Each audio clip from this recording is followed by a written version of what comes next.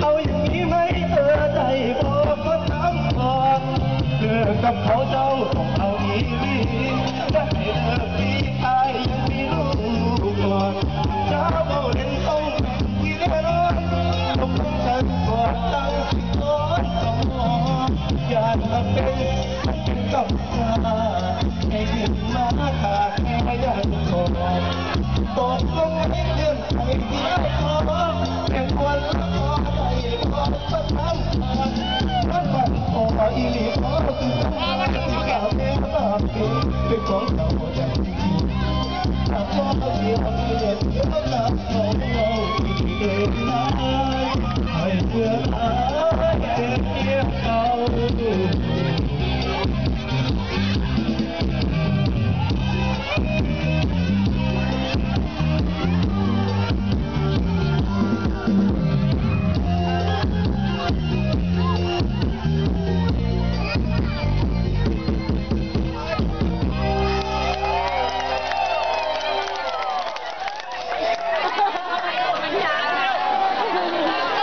สีลุงเลยครับ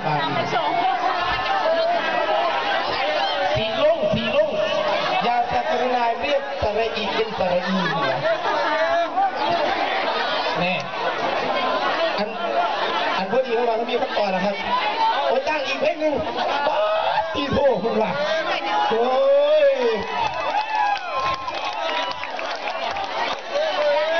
อะไรครับ2 เพลงอัน2 เพลงขอเตยโศกนะครับเอาเตยโศกจังหวะก็เห็นป่ะครับสวัสดีค่ะโอ้ยเอาไปแลกไข่คนวะอันโบเป็นยังหรอครับใส่ถุงผมสักวันแล้วจะค่อยแตกกันเนาะครับเนาะแรงความคิดถึงไว้เบยหน่อยนะคะจ้าโอ้ยเอาน้ำตาบังเกียบติดดูผมกับมาซุ้งหอดเลย80 เสียงจังไหนล่ะครับบาทเลย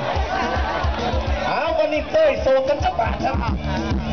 ไม่ได้ครับไม่เห็นเส้นพับตัว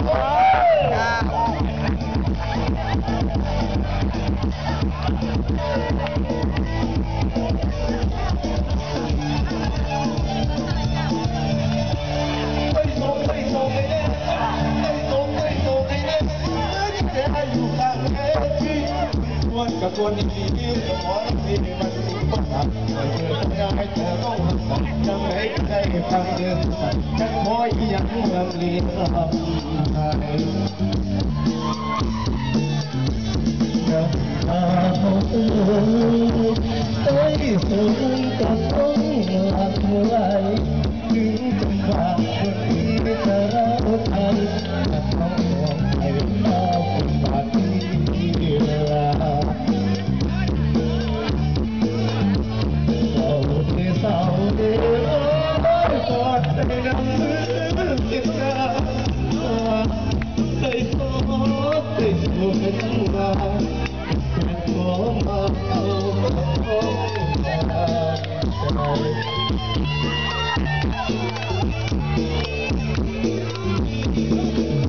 แต่ว่าต้องโอ้ให้ยืมให้เยอะเดินลำเบินทำเขาอันนี้มาขอเดินสู่โลกให้เดินทางขอเป็นอาขอละว่าทุกคนทาง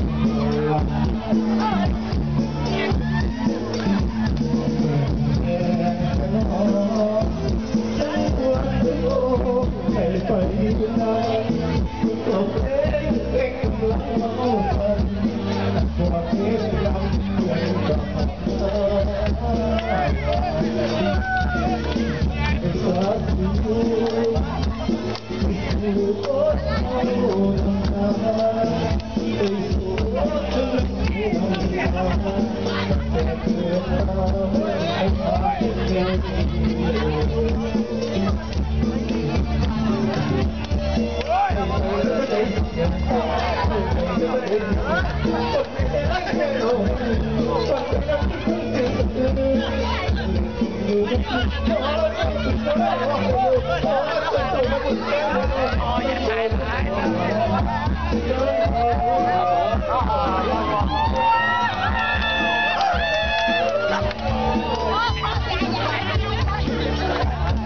ข้าวแบบข้าวไหน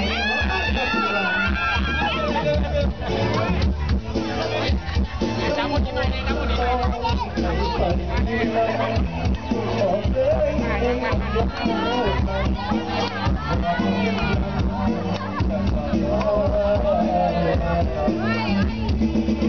ไอ้ตอนดูที่ดูโอ้เท่าไม่โอ้จนผู้นำตาจะเกิดมาเป็นเราที่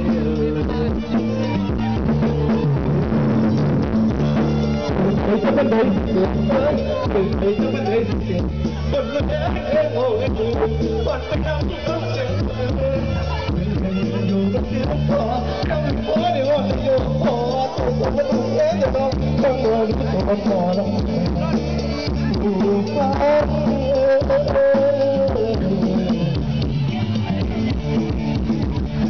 พี่น้องครับเดี๋ยวคณะผู้เกียรติขอมนต์นะครับต่อไปที่เดี๋ยววงดนตรีของเราจะเรียบร้อยแล้วนะครับเอาเดินเดี๋ยวรอบหน้าครับผมไม่เป็นไรครับเราตอนนี้เราแก้ปัญหาเรียบร้อยแล้วนะครับพบกับวงดนตรีผักสดโมบายครับเชิญครับ